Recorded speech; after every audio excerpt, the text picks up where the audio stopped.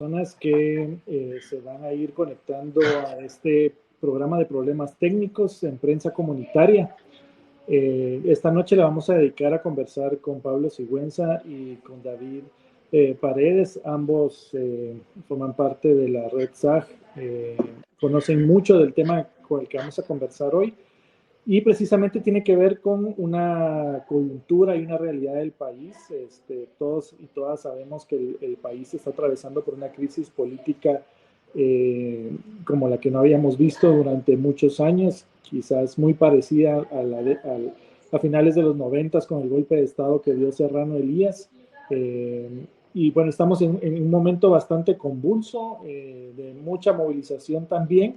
Y en medio de esta crisis política y un golpe de Estado, como lo han llamado muchos, del oficialismo, de los grupos en alianza criminal que siguen teniendo el Estado cooptado, están estos intentos de meterle gol a los pueblos en el país.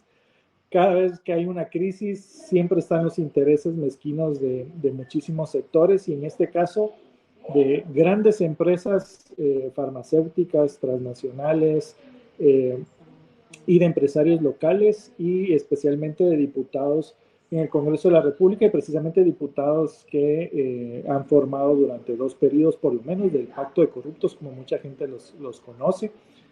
Y en ese contexto, pues está dentro del Congreso de la República, están intentando pasar una nueva iniciativa de ley, que es la 6283.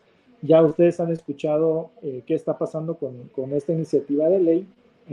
Precisamente hubo una movilización en el Congreso de la República recientemente en rechazo, y es, bueno, la iniciativa de la protección de obtenciones vegetales, que tiene que ver mucho con una iniciativa de ley que ya hace varios años atrás los pueblos en el país lograron evitar que se aprobara, que fue la ley, como se le llamó, la ley Monsanto. Esta pareciera ser un copy-pega de esa ley, y de nuevo los intereses detrás de estas empresas por meter esta ley en el país, por prácticamente privatizar las semillas nativas y criollas, y hay muchos daños que están de por medio. Y pues para eso les quiero dar la bienvenida a Pablo Sigüenza, a David Paredes. Buenas noches. Hola, buenas noches. Gracias, Prensa Comunitaria, por el espacio, por el tiempo para comentar un poco de esta iniciativa de ley que se empuja efectivamente en esta coyuntura, y vamos a ir dando un poco de información de qué momento está viviendo esta ley. Muchas gracias, muy buenas noches, Nelton, buenas noches, Pablo, buenas noches a toda la audiencia de Prensa Comunitaria. Saludos de parte de la Red Nacional por la Defensa de la Soberanía Alimentaria en Guatemala, y de mi persona, atentos acá para la entrevista. Bien, Pablo, para poner en contexto, porque hay el tema para quienes han venido defendiendo y protegiendo las semillas y trabajando bastante duro durante muchos años por todo un proceso de reconstrucción de las semillas criollas, de lo ancestral, de la producción, de los cultivos, etcétera. En fin, hay muchos temas que abordar en esta línea, pero para quienes no lo tengan tan presente, ¿podrías explicar qué es esta iniciativa de ley para que arranquemos la discusión? Sí, gracias, Nelton. Tal vez empezar diciendo que Guatemala, que está ubicada en el territorio mesoamericano, es un territorio en el que a través de miles de años se han originado y se han mejorado desde las prácticas indígenas y campesinas, desde manos indígenas y campesinas, un conjunto de alimentos y de plantas de uso cotidiano para la población, pues como maíz, como principal cultivo, pero también muchos cultivos asociados, chiles, tomates, frutas, verduras, plantas medicinales, y digamos que hay una conciencia de que no existiera la alimentación que tenemos hoy en Guatemala si estas manos campesinas e indígenas no hubieran heredado ese conocimiento, legado estas semillas, y a esto, digamos, es a lo que se le llama semillas nativas, semillas criollas, semillas propias, ¿verdad? Mientras que desde hace varias décadas, empresas a nivel internacional, porque allá es donde están los laboratorios, en países de Europa, principalmente Estados Unidos, se han ido haciendo mejoras de forma muy rápida, mejoras en algunas variedades de plantas que no podrían darse de forma natural. Son laboratorios donde se producen estas experimentaciones y digamos que a partir de ingeniería genética, que es tal vez una forma más avanzada de esta mejora de plantas, se han producido distintas variedades que se les agrega alguna característica y es a lo que le llaman una innovación en la agricultura, ¿no? Entonces, esta propuesta de ley, la propuesta de ley 6283, que se llama Ley para la Protección de Obtenciones Vegetales, busca proteger esos experimentos, esas semillas que salen de los laboratorios, que salen de las grandes empresas, en función de garantizarles la explotación comercial y que nadie, digamos, pueda usar esas semillas si no está autorizado por la misma empresa. A las empresas se les está llamando en la ley obtentores, pero básicamente yo le agrego una característica a una planta a través de, pues, mejoramiento rápido y la puedo inscribir como mi variedad y nadie puede usarla a menos que yo le dé permiso o a menos que me compre, ¿verdad? Entonces, esta ley viene como surgida de un pacto internacional, un convenio internacional, que es el Convenio Internacional para la Protección de Obtenciones Vegetales, que surge en Europa precisamente a través del lobby que empujan empresas transnacionales de semillas, le dicen a los países, hay que generar esta unión de protección de obtenciones vegetales para proteger nuestros experimentos, y entonces desde estos países se viene a imponer a los nuestros. Guatemala adquiere esta obligación cuando firma el Tratado de Libre Comercio con Estados Unidos, y bueno, si se recordará la población que nos escucha, para ese tiempo, 2004, 2005, muchas organizaciones campesinas, sociales, de mujeres, sindicatos, de estudiantes, salieron a las calles para decir no queremos este tratado de libre comercio porque deja en desventaja a la población, deja en desventaja al país, y uno de los puntos que se señalaban en aquel tiempo es esta obligatoriedad de tener una ley que protegiera a las empresas semilleristas transnacionales. Entonces, hoy esta propuesta de ley que está en el Congreso es resultado de ese tratado de libre comercio, a todas luces injusto para la población. En 2014 hicieron ya la aprobación de esta ley. La ley Monsanto fue aprobada en 2014 por otro tipo de diputados, también ligados al pacto de corruptos, pero las movilizaciones de la población, las protestas de las comunidades, hicieron que se derogara la ley. Entonces teníamos 9 años de que no se intentaba aprobar la ley, pero de nuevo aparece en el Congreso de la República la ley para la protección de obtenciones vegetales, que la población en el 2014 llamó Ley Monsanto, refiriéndose a que la empresa Monsanto era de las principales empresas semilleristas en el país y que llegaba a imponer este tipo de leyes. Y hoy se repite, y eso es lo que está en discusión en el Congreso en estos días. Gracias, Pablo. Precisamente, creo que estás poniendo un punto bastante importante porque es el Congreso de la República ya tiene el antecedente de lo que significa el impacto de la aprobación de este tipo de leyes que son totalmente dañinas para los intereses del país, especialmente para los intereses de alimentación e intereses culturales de los pueblos que son la mayoría de habitantes de este país. Y ahí me gustaría regresar a un punto, David, si nos podés también ampliar, para ir poniendo también un poco de rostros y ir mostrando más y evidenciar más quiénes están detrás aquí en Guatemala en la promoción de esta iniciativa de ley, tanto en el legislativo, en el ejecutivo, empresas, sectores. ¿Quiénes están promoviendo de nuevo esta iniciativa de ley, Carlos? Gracias, Nelton. En efecto, hemos estado dándole seguimiento, haciendo este monitoreo para determinar el resguardo de nuestras semillas. Y en esa línea habíamos estado monitoreando todo el tema, comentarles de que pues el tema de las semillas también tiene que ver con los transgénicos y desde el 2018 hay un reglamento técnico de bioseguridad que está vigente, va de organismos vivos modificados que está vigente, que surge cabalmente de una unión aduanera entre El Salvador, Honduras y Guatemala, pero en ese momento estábamos monitoreando más esto cuando se da la noticia de la reactivación, ¿verdad? De esta ley de protección de obtenciones vegetales. Y ahí nos pudimos dar cuenta de los grupos, digamos, que estaban hablando ya de los últimos detalles para la presentación de la ley y se mencionaba en primera instancia a la Comisión de Agricultura y Pesca, ¿verdad?, del Congreso, que ahí podemos identificar a algunos actores del oficialismo, ¿verdad? Y algunos partidos que han sido duramente criticados por su corrupción, digamos, y su servilismo hacia ciertos sectores. Entonces, en principio está la Comisión de Agricultura y Pesca, está también presente el Ministerio de Agricultura, ¿verdad? Con el ministro Edgar de León a la cabeza y también se menciona al sector empresarial, ¿verdad? En este caso se identifica a la Cámara del Agro, a la GESPORT, ¿verdad?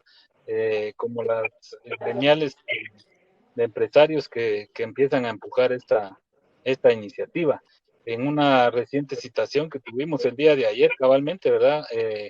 Estábamos ahondando un poco en este tema porque nos preocupaba, ¿verdad? Que no, en esta convocatoria, en estas discusiones, en cómo fue que empezaron a revivir la ley esta, entonces nos preocupaba que no había una participación del sector campesino, de, de pueblos indígenas, y cabalmente cuando consultamos el día de ayer a los representantes del MAGA, que nos pudiera detallar un poco más la lista de actores, ¿verdad?, de los sectores que fueron convocados.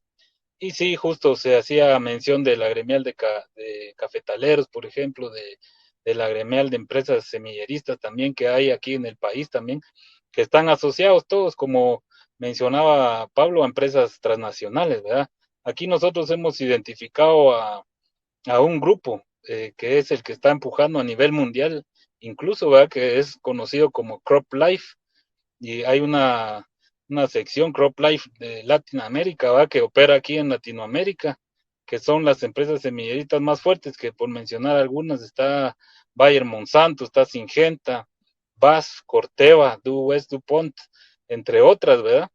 Y ellos están en el país, digamos, su filial en Guatemala es Agrequima, ¿verdad? Que es la gremial de los que expenden agrotóxicos, ¿verdad? Todos los químicos, digamos, de la agricultura. Ahí podemos volver a encontrar a las mismas empresas, ¿verdad? A Bayer Monsanto, a Syngenta, eh, por decir otros grupos más locales, digamos, está Disagro, el grupo Tecún, entre otros, ¿verdad? Pero sí, los que pudimos determinar que están detrás del empuje de esta iniciativa son precisamente estos capitales internacionales, capitales nacionales y que hacen uso, ¿verdad?, de los funcionarios títeres que hemos reconocido que están en el Congreso, diputados que son serviles a estos intereses económicos, y el Ministerio de Agricultura, pues que ya entendemos también las líneas de este gobierno hacia dónde van. Entonces, ahí son los actores que logramos identificar.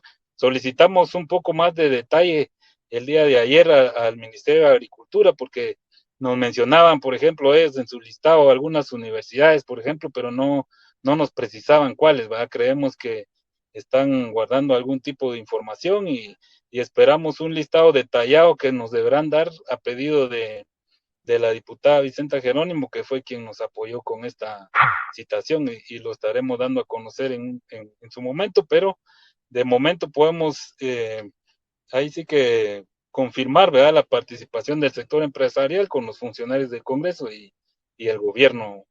Así es.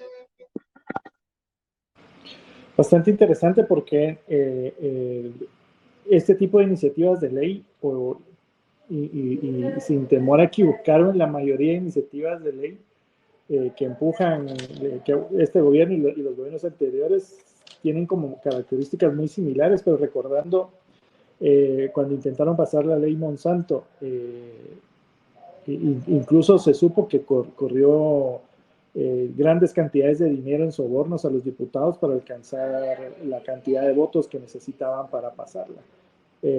No me extrañaría que esa práctica se siga dando y cuando ustedes mencionan actores y sectores involucrados detrás de esta nueva iniciativa de ley, pues saltan empresas como Disagro, vinculada a casos de corrupción que investigó la CICIG, que investigó la anterior FESI, y bueno, pues no digamos las cámaras que están detrás de, de esta nueva propuesta. Y bueno, yo revisé la lista de diputados que integran esta comisión. La mayoría casi se les ve muy poco en medios de comunicación o se les ve muy pocos, uno los puede relacionar muy poco en la función legislativa, son casi desconocidos a excepción de Boris España, que pues ya sabemos que es un personaje bastante oscuro y nefasto en la política guatemalteca.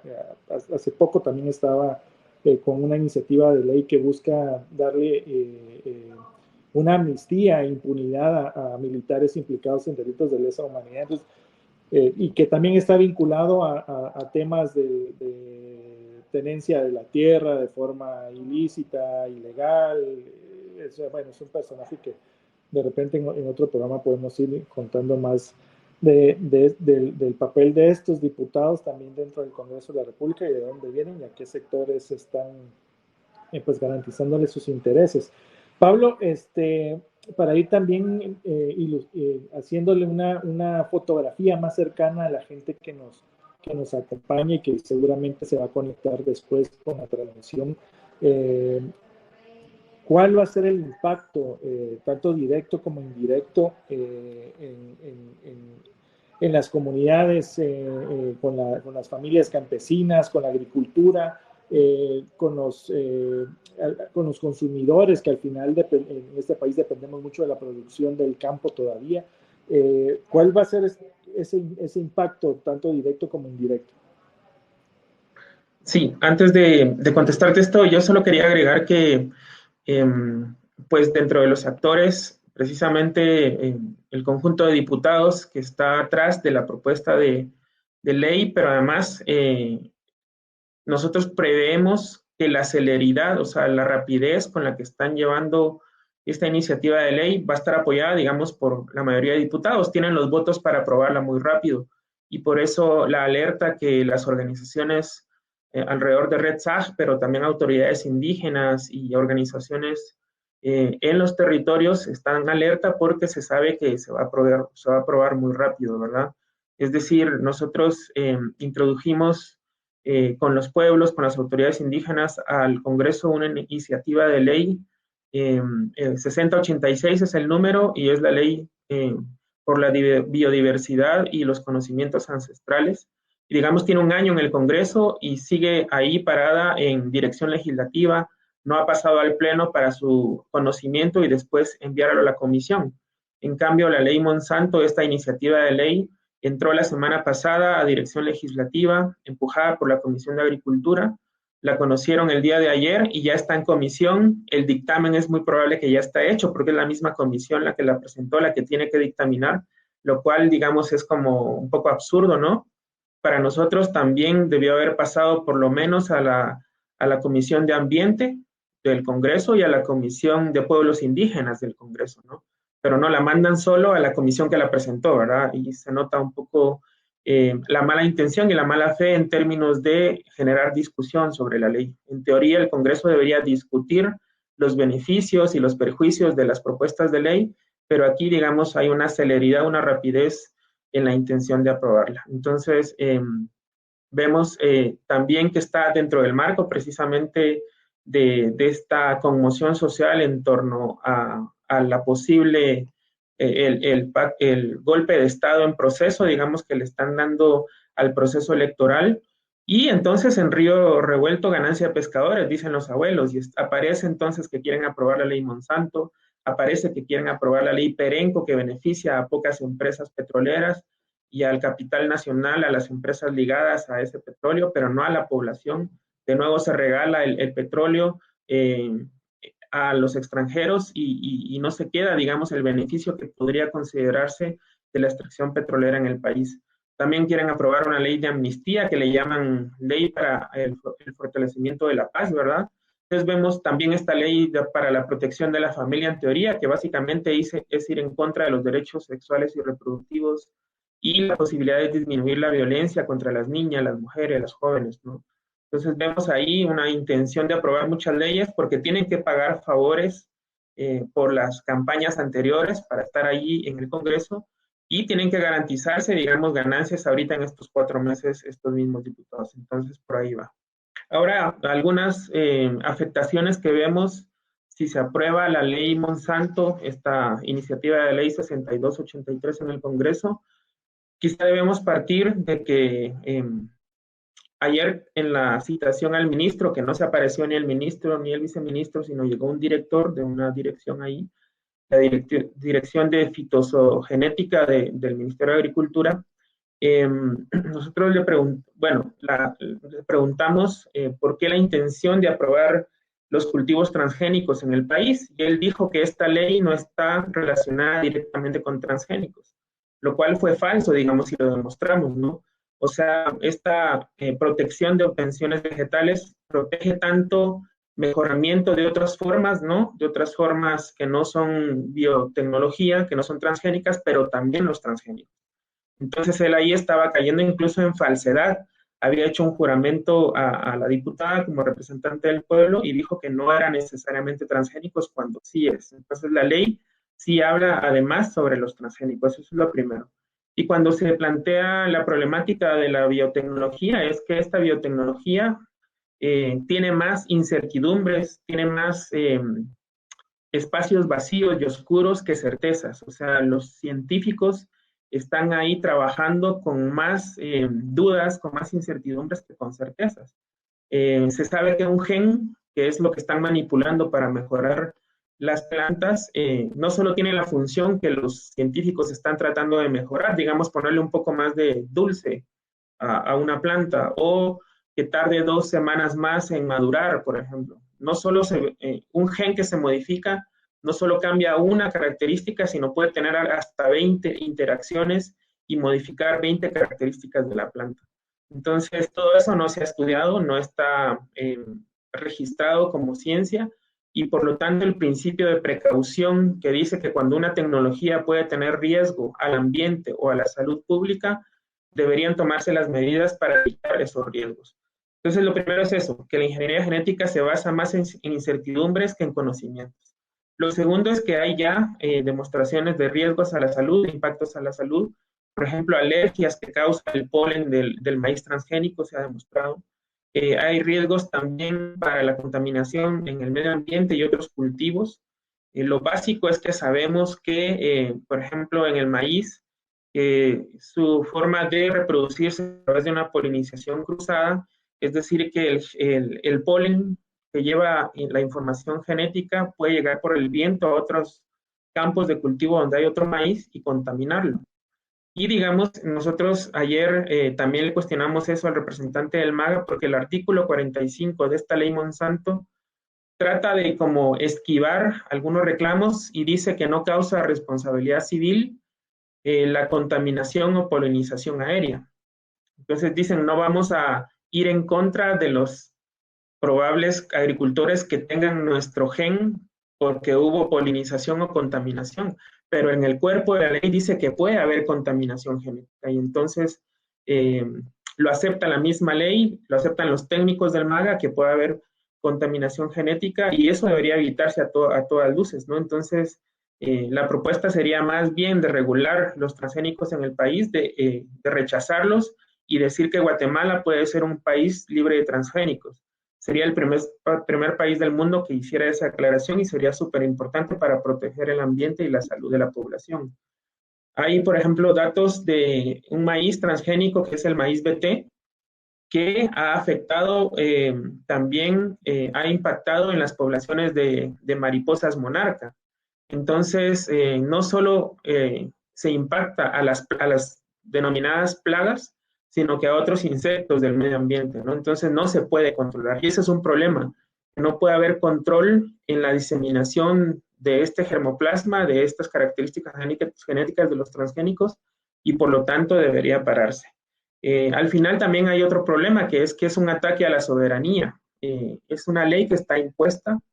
Ayer también el delegado del MAGA dijo que es una ley modelo, tipo, es decir, ya está hecho el borrador, y eso se repite por todos los países de América Latina y del mundo.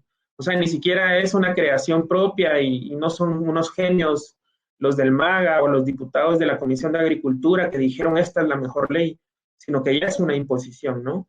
Y entonces ahí donde quedan los principios de soberanía, pero sobre todo de soberanía alimentaria, ¿no? Proteger las formas propias de alimentación.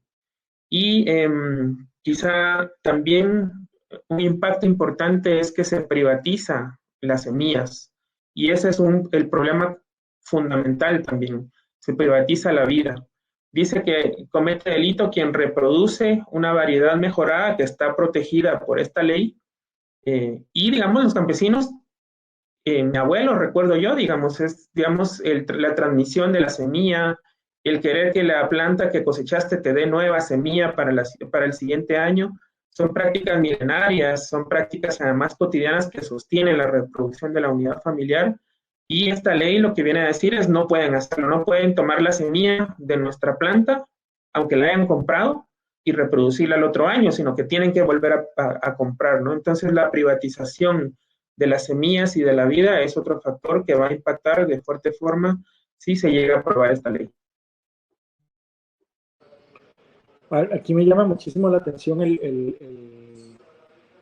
tema de la economía, la economía campesina, la economía de los pequeños productores, y hablar de privatizar semillas cuando la inversión para producir distintos cultivos es de por sí grande, cuando tienen que invertir en abonos, tienen que invertir en otro tipo de químicos también, en la mayoría de casos, para mantener la producción año con año, no digamos, además del cambio climático y las afectaciones de la tierra, el clima, etcétera.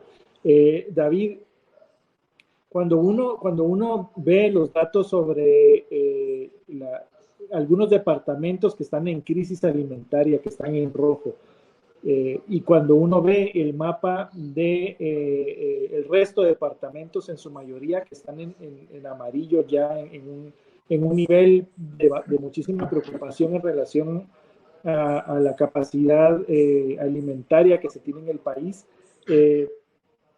¿cómo valoran ustedes ese impacto en pocos años o a mediano plazo al entrar a funcionar este tipo de leyes? Sí, pues vemos todo negativo, Nelton, ¿verdad? Realmente esta situación no vemos que vaya a ser algo que venga a mejorar, ¿verdad? Todo el tema alimentario. Llevamos ya años, digamos, con una política de mejoramiento de las semillas. Por ejemplo, ¿verdad? Se está generando maíz biofortificado, como le llaman las mentadas y falsamente llamadas semillas mejoradas, ¿verdad? Que son biofortificadas, que les agregan zinc, hierro. Hay todo un programa en el ICTA que está generando estas semillas, pero cuando nosotros contrastamos los datos, cabalmente lo que mencionabas, ¿verdad? De la desnutrición en el país, vemos, ¿verdad? Todo lo negativo. El año pasado cerramos con más de 20,000 casos de desnutrición aguda, más de 78 defunciones, creo que fue el dato final de niños menores de 5 años el año pasado, si no estoy mal, los 58, creo que tengo una duda ahí, pero es alto, pues, ¿verdad? Y no vemos que este dato, este tema del maíz biofortificado esté dando resultados del mejoramiento de la alimentación, al contrario, como decís, están asociados al uso de agroquímicos, ¿verdad? Y desde los años 60, 70 que inició la mal llamada también Revolución Verde, ¿verdad? Con toda la introducción de los agrotóxicos, de estas semillas modificadas, empezamos a ver cómo se empieza a generar más detrimento en el sector campesino. ¿Por qué? Porque a la larga, digamos, en los primeros momentos podrán ver unos rendimientos más altos de sus cosechas, pero a la larga se va perdiendo ese rendimiento porque cada año que pasa necesitan aplicar más agrotóxicos, digamos, a los cultivos para mantener los rendimientos que tiene el suelo. Y llega un momento en que el suelo, pues igual, ya no se va muriendo, ¿verdad? Y ya no responde a la calidad, ni a la calidad productiva, digamos, ni a la cantidad. Entonces ahí hay una afectación directa. Pudimos ver, ¿verdad?, cómo esa dependencia que se generó también de las y los productores del campo en el tema de los agrotóxicos, la guerra en Ucrania, por ejemplo, que afectó todo ese comercio de agrotóxicos, que los incrementó de precio. Muchos agricultores ya no pudieron tener acceso, ¿verdad?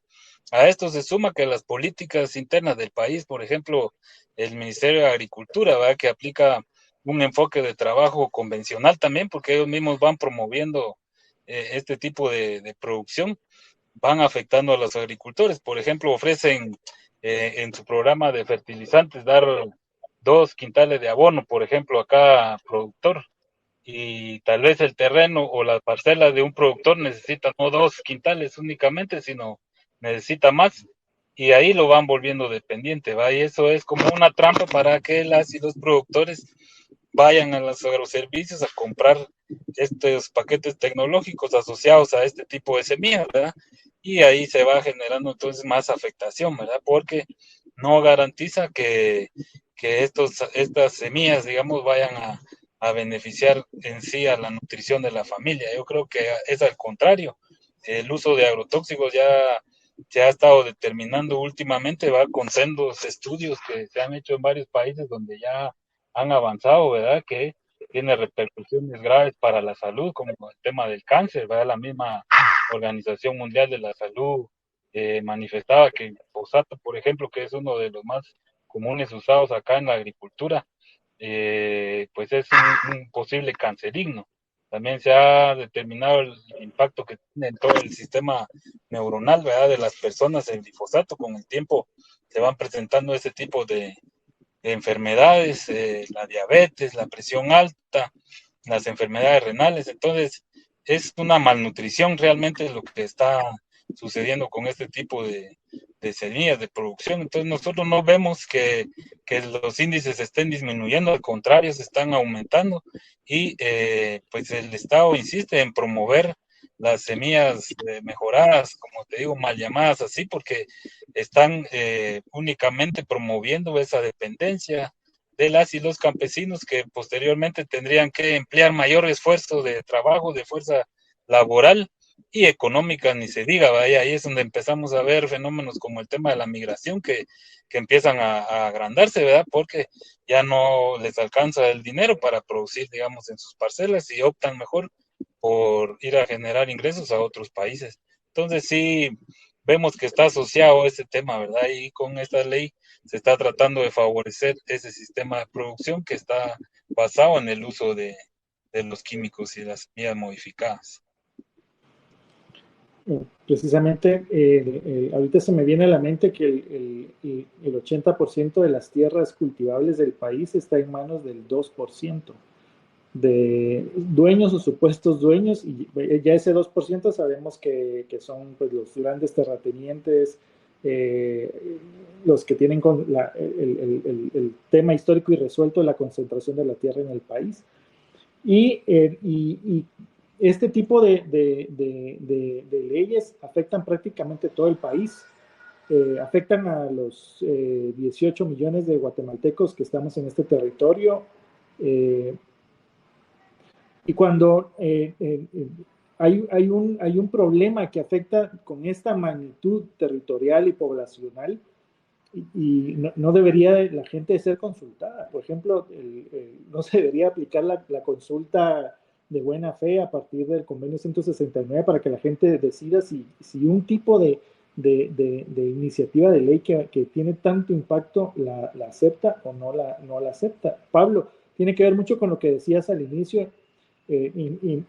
Están acostumbrados a impulsar iniciativas de ley de manera inconsulta con la gente que es la que se ve afectada. ¿Cómo ¿Cómo ves vos estos procesos y qué respuestas pueden haber o qué acciones se esperaría que puedan venir o se deban de hacer para detener esta iniciativa de ley? Sí, gracias. Ayer en la citación a los delegados del ministerio, efectivamente ese fue el primer reclamo de los compañeros y compañeras que son autoridades ancestrales de varios territorios del país. Al oír quiénes habían sido convocados a las consultas, pues no estaban los pueblos indígenas, no estaba tampoco el sector campesino organizado. Y ese es el principal reclamo. Y una de las nanas dijo, ya no estamos en la colonia para que sigan haciendo lo mismo.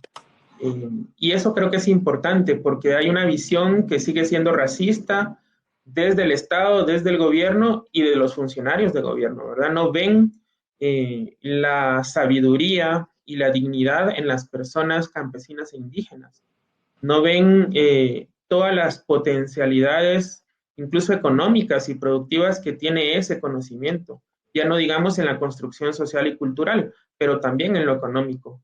Y hay una visión, por ejemplo, la ley en su exposición de motivos, en esta iniciativa Monsanto, habla de que hay variedades modernas que pueden ser más útiles para el país. Y ahí, digamos, entramos nosotros a debatir de que el conocimiento campesino indígena que se ha construido durante cientos y miles de años es tan moderno como cualquier nueva tecnología. ¿Por qué es moderno? ¿Por qué es contemporáneo? Porque es útil hoy, porque es útil económicamente, pero además es útil para cuidar el medio ambiente y es útil para generar procesos sociales y culturales. No se puede entender, digamos, una comunidad sin los procesos de bendición de las semillas, por ejemplo, ¿no? Y la bendición de las semillas tiene una idea económica de fondo, pero también cultural y social y política, ¿no?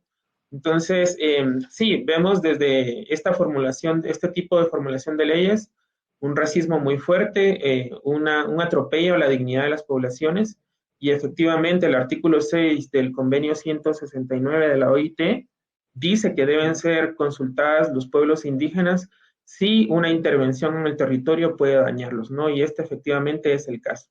Entonces, de aquí la demanda es que el Congreso, que la Comisión de Agricultura, pero además los diputados en el Pleno insten a la consulta, porque si no, además, va a ser una ley que puede impugnarse por inconstitucional al no cumplir, digamos, con un convenio que fue ratificado en defensa de los derechos de los pueblos indígenas. Sí, yo quisiera agregar algo también en ese punto. Habrá que prestar atención también al tema de la consulta, ¿verdad? Como han visto, nos han impuesto un modelo de consulta, ¿verdad? Desde la institucionalidad también, ese proceso que está en el Ministerio de Trabajo, que ha estado usando el Ministerio de Energía y Minas, por ejemplo, que es un proceso que es manipulado, ¿verdad? Para, de todas maneras, poder tener la aprobación de algunos líderes que han sido cooptados, ¿verdad? Comunitarios. Entonces acá el tema de la consulta y no solo la consulta, sino también el consentimiento, ¿verdad? Debe de ser respetando las propias formas de las comunidades. Y ese tema es algo que se ha irrespetado. Por ejemplo, nosotros encontrábamos en la misma normativa del otro reglamento que les menciono, ¿verdad? Ya hay un manual, digamos, para registrar los transgénicos. Y ese mismo reglamento hace mención ahí de que en los lugares donde se realice un experimento confinado de las semillas, es decir, transgénico, se debe consultar a las comunidades que están en el lugar. Esto no lo ha hecho el Ministerio de Agricultura, ¿verdad? Es un proceso que han obviado. Nosotros hemos requerido la información de ese proceso, cómo lo han determinado, y no nos lo dan simplemente porque no lo están haciendo, no tienen ellos un mecanismo, ¿verdad?, para hacerlo, y ese derecho entonces de la consulta y el consentimiento es plenamente violado, y en este caso sí habría que tener ese cuidado también, ¿verdad?, de que al darle ese poder, digamos, al Estado como está ahorita, podrían también manipularlo. Entonces sí, ahí la exigencia de las autoridades, como lo menciona Pablo, ha sido de que se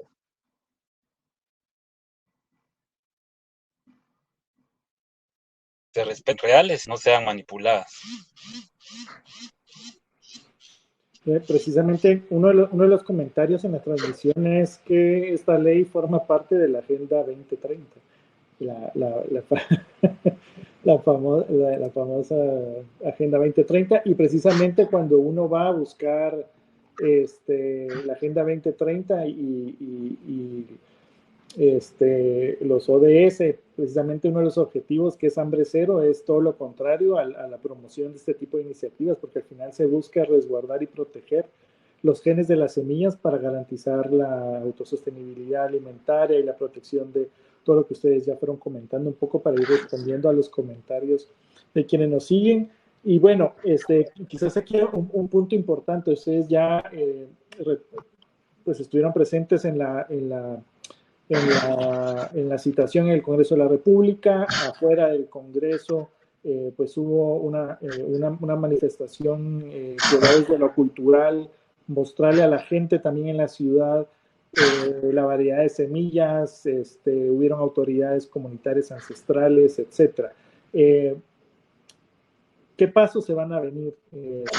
Podemos estar en un escenario donde haya más movilizaciones, esperaríamos ese escenario. ¿Cómo ven ustedes los pasos a seguir? Evidentemente, a este Congreso de la República siempre pues, son los pueblos los que terminan doblándoles el brazo para evitar este tipo de agravios como este tipo de leyes. Bueno, quizá yo quisiera empezar diciendo que seguramente desde los sectores que están proponiendo la ley va a haber un ataque a las poblaciones que se van a oponer a la ley. Lo que pasa siempre, ¿verdad? Una criminalización de las protestas, pero además una estigmatización diciendo que nos oponemos a esta ley o los pueblos se oponen a la ley porque son ignorantes, o porque no conocen, o porque se oponen al desarrollo. Es como el cliché, digamos, de las transnacionales y de las empresas extractivas para decir que quienes se oponen están en contra del desarrollo. Lo que nosotros decimos es que no, o sea, nosotros estamos de acuerdo con la investigación agrícola, pero esta investigación agrícola puede tener otras formas que sean participativas, que sean en consulta con los pueblos, que además reconozcan la investigación propia que hacen las familias y los pueblos campesinos. Es decir, en cada selección de semilla hay una experimentación, hay criterios científicos, aunque no les llamemos así, aunque sean hechos por campesinos, ¿no? Entonces, se pueden hacer políticas públicas que reconozcan estos conocimientos, estas prácticas, estas tecnologías. Otro error es decir que la tecnología campesina es atrasada, ¿no? Y si sigue existiendo es porque sigue siendo útil, porque sigue siendo necesaria.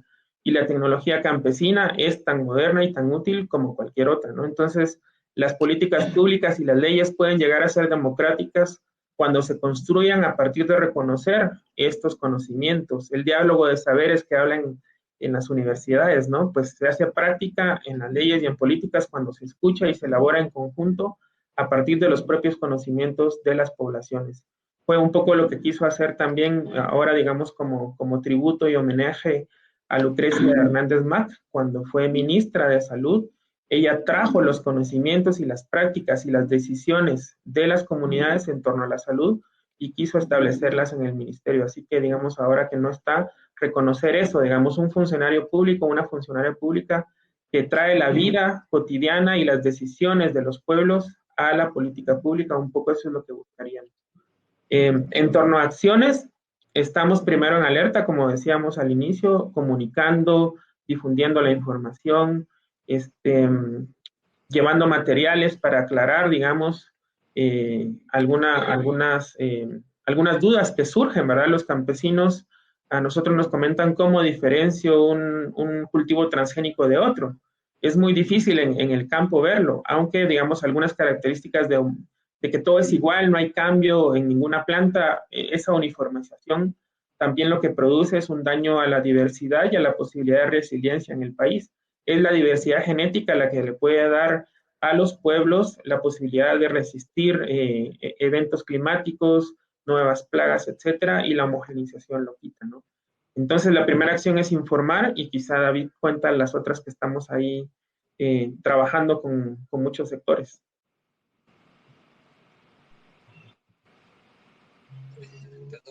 Sí, pues estamos, como decía Pablo, en alerta máxima, ¿verdad? Realmente lo que está sucediendo lo consideramos muy grave, ¿verdad? Lo que quieren hacer y, y ahí es donde hemos encontrado también de que nos hace falta esa información de lo que está sucediendo. Realmente hay un conocimiento ancestral que es empírico, digamos, en el campo, ¿verdad? Ha sido que se va trasladando de generación en generación a través de la palabra. Ese es otro de los temas que veíamos en la ley, ¿verdad? Que ahí dice que sí, que ellos afirman que es para proteger las obtenciones vegetales y todo, pero aquí resulta que es complicado, digamos, que un campesino o una campesina pueda como tener documentos de las variedades que han ostentado históricamente, ¿verdad? Y eso, esta ley trae ese tipo de trampas, pero estamos tratando entonces como una acción de hacer esos análisis, ¿verdad? A detalle de cada artículo, de todo lo que está planteando para encontrar ahí algunas informaciones que podamos popularizar, porque sí, son lenguajes muy técnicos que van confundiendo a la población, entonces estamos tratando de hacerle la mediación pedagógica, digamos, para que se comprenda realmente lo grave que es esta ley y a partir de ahí realizar algunas acciones también legales, ¿verdad? Jurídicas que nos permitan ante la Corte de Constitucionalidad, ante la Corte Suprema de Justicia, aunque no es garantía también que estas cortes vayan a respaldarnos, ¿verdad? En el otro tema del reglamento ya hemos tenido esa experiencia, hemos presentado dos acciones de inconstitucionalidad, una ante la Corte Suprema de Justicia y no han dado lugar a ninguna. Y eso es porque también hay cooptación en las cortes, ¿verdad? Pero hay una batalla que se está haciendo en ese sentido y también pues es una estrategia que seguimos, ¿verdad? Aparte de la estrategia de comunicación, las acciones jurídicas. Y lo otro es de que Pablo habló al principio de que se propuso una ley, ¿verdad? De biodiversidad y conocimientos ancestrales, que es la 6086, a la cual hemos encontrado una negativa de que avance. Y nos hemos entonces dado la tarea, porque fue la discusión que tuvimos con autoridades, ¿verdad? De hacer una adopción territorial. Entonces, esa es parte de las acciones que estamos viendo, ¿verdad? Que se haga hacer valer la autodeterminación de los pueblos amparados en el convenio 169 y de ir buscando cómo se van declarando los territorios y haciendo, digamos, que en los territorios pues se pueda detener este tipo de leyes, ¿verdad? Con normativas locales, con políticas públicas municipales. Entonces es algo de lo que también se está haciendo. Y lo otro, pues, es la necesaria acción de CAI. Realmente, ya creo que ayer también se le advirtió, ¿verdad?, a los funcionarios del MAGA que de seguir con la intención de aprobar esta ley, pues los pueblos están dispuestos a hacer su defensa en las calles, ¿verdad? No voy a detallar un poco lo que se mencionó, ¿verdad? Prácticamente es como la estrategia que se está pensando para no alertarlos a ellos, pero sí se tiene esa disposición de las autoridades y hemos hablado ya con sectores bastante organizados también, ¿verdad? De los pueblos indígenas que están en esa disposición y yo creo que es lo que se viene si ellos pues insisten, ¿verdad? En avanzar. Ayer fue una falta de respeto lo que sucedía mientras estábamos en la puerta del Congreso mostrando por qué no la ley, pues vimos que eso no les importó a ellos y pasaron la lectura de la ley para que se le asignara a la comisión. Entonces ahí podemos ver que van acertadamente, vaya, tienen el reglamento y todos esos son indicios de que la van a intentar pasar antes de que termine su periodo este gobierno. Entonces creemos que vamos a tener que hacer esa defensa de estas formas como lo he mencionado. Sí, me parece bastante importante y cuesta arriba la defensa en las cortes de todo lo que tenga que ver con semillas. Precisamente ahorita las cortes están todo contra cualquier cosa que se relacione con semilla. Bueno, recordarles que está la demanda por la aprobación de la iniciativa de ley de biodiversidad y conocimientos ancestrales, la 6086, que viene promovida desde las comunidades, desde los desde los comunitarios, desde los grupos de base, que va en función de sí la defensa de este tema para la gente. Hay en el Congreso de la República, si yo no estoy mal, una docena de iniciativas de ley para pueblos originarios, todas las tienen ahí estancadas. Eso nos dice de agenda sigue teniendo prioridad en distintos congresos de la República. Y bueno, hay aliados que deberían ser. Sabemos que la economía, la facultad de farmacia, tienen una vigilancia importante, pero las autoridades financieras siguen guardando silencio. Entonces, tenemos también que hay una comunidad comprometida con el conocimiento también que se moviliza también en estos temas. Y ya para ir cerrando, si cada uno tiene algún mensaje para decirle algo más que quisieran abordar sobre esta batalla que tiene el Congreso de la República. Sí, gracias. Quizá mencionar que dentro de la academia, la Universidad Rafael Andívar ya tiene un dictamen sobre esta iniciativa de ley y efectivamente hay mucha crítica al contenido, porque no está muy claro tampoco, digamos, cuando dicen que las variedades van a ser nuevas o diferentes, van a ser distintas, esos son como trampas también, ¿verdad? Es muy probable que con esta ley cualquiera pueda decir, bueno, yo agarré esta planta del bosque y la trabajé por 3 años y ahora es nueva la variedad y pueda registrarla para que tenga los derechos de explotación comercial. Estamos diciendo que se está explotando el material natural que tiene un proceso evolutivo de miles de millones de años, ¿no? Entonces, ¿qué derecho tiene la propiedad alguien para hacer propiedad privada sobre una planta solo porque hizo un trabajo de 2 años o en teoría y se lo aprueban en un ministerio que sabemos que no ha regulado tampoco el uso de agroquímicos, que está al servicio de las empresas de agroquímicos? Entonces, no hay ninguna garantía de que esta ley, como dicen ellos, no vaya a afectar esos temas. Quizá el mensaje final es que yo aprendí a hacer milpa con mi abuelo en un barranco de la zona 7 de la ciudad de Guatemala y recuerdo que él cada abril se unía a un ciclo junto con miles de familias campesinas en todo el territorio para garantizar su alimentación, para garantizar la reproducción. Y no solo se sembraba maíz, sino se sembraban muchos cultivos alrededor del maíz, que es lo que conocemos como sistema milpa, ¿verdad? Frijol, maíz, ayotes, chiles, calabazas, frutales, hierbas, plantas medicinales, hierbas. Y eso, digamos, es un conocimiento que está ahí, que si se investiga puede ser un motor real para otros momentos de la agricultura. Entonces, valorar ese conocimiento, valorar el legado en los territorios, por ejemplo, en Nevaj, en Cotzal y en Nevaj, me han contado que cuando un padre le entrega semillas a su hijo, le dice, esta es una responsabilidad y tenés que garantizar que tu hijo reciba esta misma semilla cuando a él le toque y que los nietos también, digamos. Entonces, es un legado y es una herencia con todo el sentido profundo de la palabra. Y eso es lo que estamos defendiendo frente a las amenazas que se presentan con esta iniciativa de ley 6283, ley Monsanto. Sí, yo quisiera agregar en ese sentido que hemos estado hablando, ¿verdad?, de los campesinos y las campesinas. Sin embargo, esta ley tiene repercusiones para toda la población, ¿verdad? De hecho, creo que los alimentos que se producen en el campo son los que se consumen en la ciudad y ahí va una afectación directa, ¿verdad? Ayer también las autoridades y campesinas y campesinos que tuvimos la oportunidad de hablar con los del MAGA, mencionaban algunas diferencias que hay de sabor, de consistencia, de usos, incluso de las hojas, de los tallos, ¿verdad? De estas variedades nativas. Y es una afectación grande, ¿verdad? Sí, realmente, al decir y considerar los alimentos nosotros como sagrados, creo que ahí ya empezamos a abordar un montón de temas.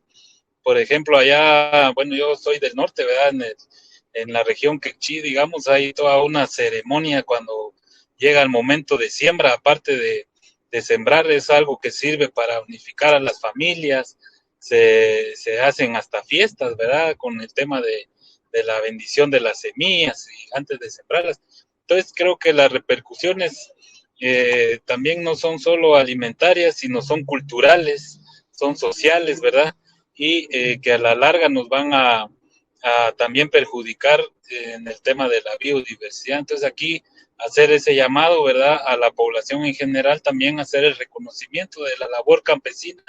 Tristemente, bueno, otra cosa que ayer mencionábamos, ¿verdad? Y le hacíamos ver al ministerio, porque ellos se ufanan diciendo que con esta ley van a proteger al sector campesino por sus creaciones de vegetales.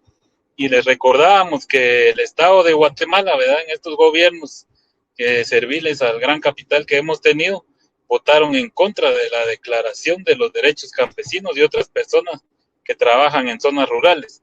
Entonces, ahí hay contradicciones, es una hipocresía realmente lo que están haciendo con tratar el tema campesino con esta ley y decir, ¿verdad?, que es para protegerlos. Entonces, aquí es hacer ese llamado a la población a sumarnos a esta lucha también, ¿verdad? Cuando se dé la necesidad de defenderla en las calles, si no la detienen, ojalá ellos pues logren reflexionar, ¿verdad? Y también valorar, porque son ellos mismos los que están afectando a sus familias, a sus generaciones que ven, a todo el mundo están afectando a la madre tierra incluso, ¿verdad?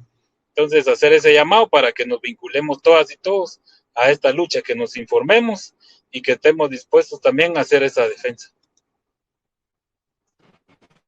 Bien, muchísimas gracias, Pablo, David, profesionales que muchos años han puesto buena parte de su en este tema que tiene mucho con la sociedad y con los pueblos originarios. Este programa técnicos en prensa comunitaria, les agradezco muchísimo su tiempo. Y con seguridad adelante vamos a retomar esta conversación, también para informar y dando más elementos de análisis para eso, la reflexión y una reflexión que también nos lleva a la movilización. Pues muchas gracias a ambos y nos vamos viendo.